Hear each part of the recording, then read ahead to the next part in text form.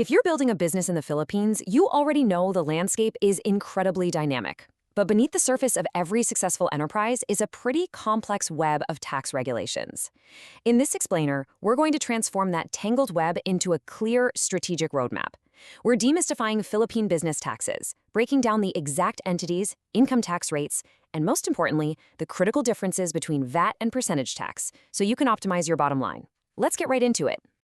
Here is our roadmap for today. First, choosing your business entity. Second, understanding Philippine income tax. Third, VAT versus percentage tax. Fourth, comparing those indirect taxes. And fifth, filing and staying compliant. I want you to keep this central question in the back of your mind as we go. What is the right setup for your specific business? Because honestly, what works for a solo freelance graphic designer could absolutely bankrupt a scaling marketing agency. There is no one-size-fits-all answer here. It is entirely about matching the rules to your revenue, your expenses, and your long-term goals. Okay, let's start with part one, choosing your business entity, which is really the structural foundation of your business. It's actually fascinating when you look at the sheer simplicity of a sole proprietorship compared to the vital liability protection of a one-person corporation, or OPC. As a sole proprietor, your DTI registration takes just days, but you and your business are legally the exact same entity, meaning if the business is sued, your personal savings are on the line. On the other hand, the OPC, which was introduced back in 2019, registers with the SEC and builds a solid legal wall protecting your personal assets. Plus, for foreign entrepreneurs, an OPC is a seriously powerful tool.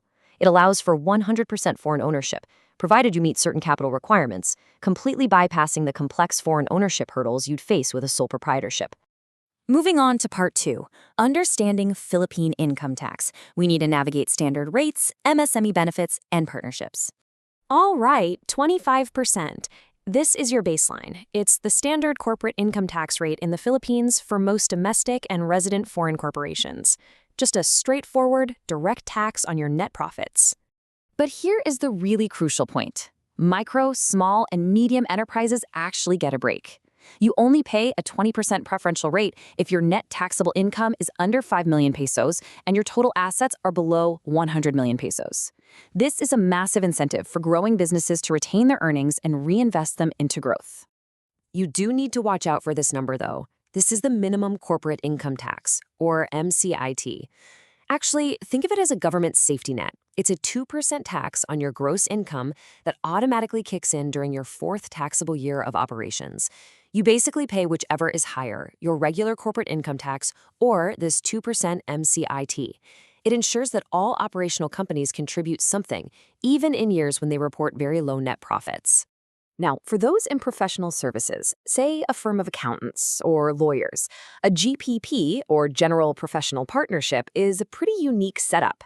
The partnership itself doesn't actually pay corporate income tax. Instead, the profits pass directly through to the partners, who then pay tax on it individually. Just keep in mind that larger periodic payouts to partners will have a 15% tax withheld right up front.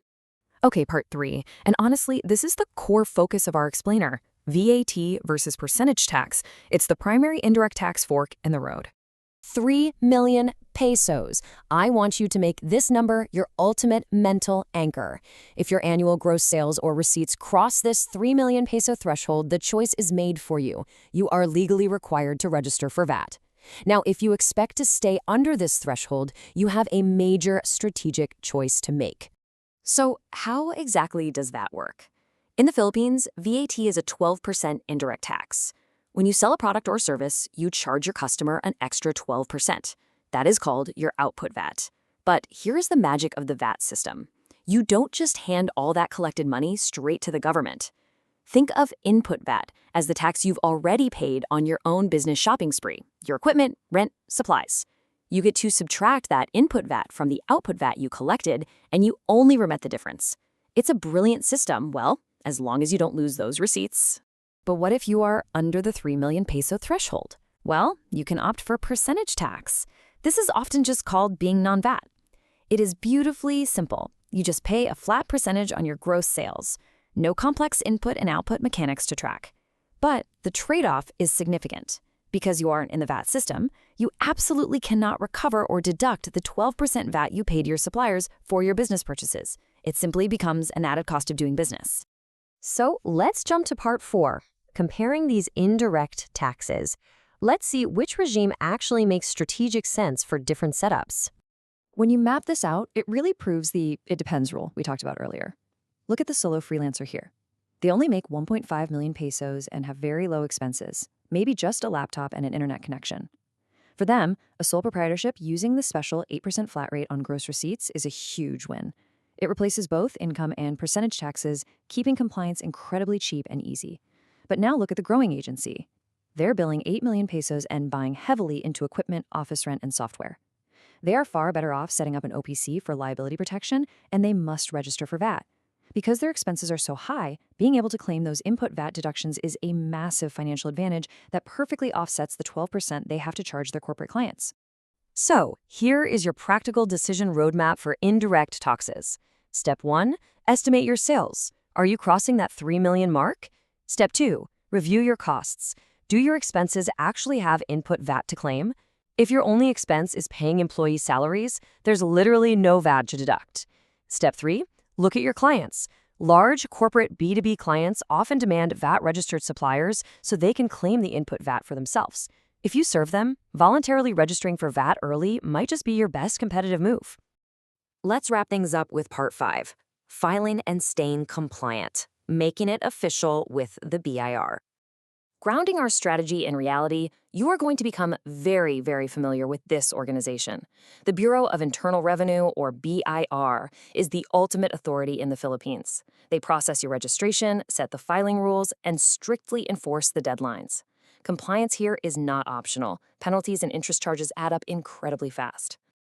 The administrative burden you face is vastly different depending on the choice you made. VAT requires rigorous bookkeeping to track every single input and output receipt, with monthly and quarterly filings. If you stick to percentage tax, you're generally just filing quarterly. It's a very real trade-off between the financial benefits of VAT deductions and the sheer administrative hours required to maintain them. Oh, and here is a quick but absolutely vital detail, especially for the foreign entrepreneurs and digital nomads tuning in.